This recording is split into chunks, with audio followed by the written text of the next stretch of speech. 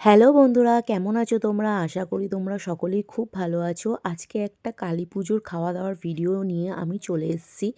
তো দেখুন এই যে এই রাস্তাটা, এটা আমাদের বাড়ির মানে একটু দূরেই রাস্তাটা, ওখানেই আমাদের মানে নেমন্তন্নটা পড়েছে। আর দেখুন কি সুন্দরভাবে লাইটিং করে সাজিয়েছে।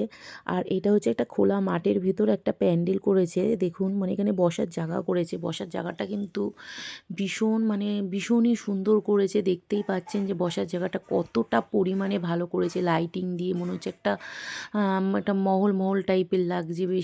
বেশ ভীষণ মানে একটা সুন্দর জায়গা, খুব ভালো লাগছে এখানে বসার জায়গা। আমার মেয়ে দৌড়িয়ে দৌড়িয়ে চলে যাচ্ছে বসবে বলে।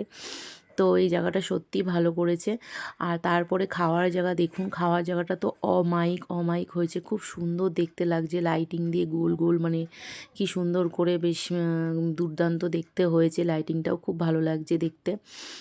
তারপরেই কিন্তু খাওয়ার প্লেটটা চলে আসলো। তারপরে দেখুন এখানে দিয়ে দিয়েছে মানে পনির পাসিন্দা, আর দিয়ে দিয়েছে লাল লাল সস। হ্যাঁ, আর একটা কথা বলতে ভুলে গেছি, এখানে স্টার্টার্সে ছিল ভেজ পকোড়া আর কফি ছিল।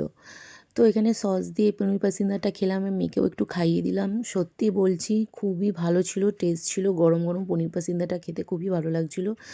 তারপরে এখানে পড়ে গেছিলো পাতে স্যালাড দিয়ে দিয়েছিল। স্যালাড দিয়ে খাবো কি, আগেই তো মানে পনির পাসিন্দা দিয়ে সস দিয়ে খেয়ে নিয়েছি, এতটাই পরিমাণে ভালো লাগছিল। তারপরেই চলে এসেছিলো গরম গরম কড়াইশুঁটির কচুরি। আর তারপরে দিয়ে দিয়েছিল আলুর দম। সত্যি বলছি কচুরিটা দিয়ে আলুর দমটা খেতে সত্যি খুব ভালো লাগছিল। আর প্রত্যেকটা রান্নাই খুব টেস্ট হয়েছিল। ঠাকুরের রান্না, ঠাকুরের ভোগ নিয়ে কি বলবো, সেটা তো কিছু বলার নেই যে কি ভালো কি খারাপ। ঠাকুরের রান্না সত্যি ভালোই হয়। খিচুড়ি বলো যাই বলো, সত্যিই খেতে ভালো হয়। তারপরে পাতে পড়ে গেছিলো খিচুড়ি।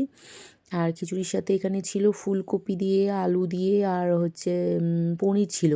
পনির দিয়ে একটা তরকারি ছিল, তারপরে বেগুনি, আর পাতে তারপরে দিয়ে দিয়েছিল পোলাও, আর পড়ে গেছিলো পায়েস, মিষ্টি আর কালাকাঁদ।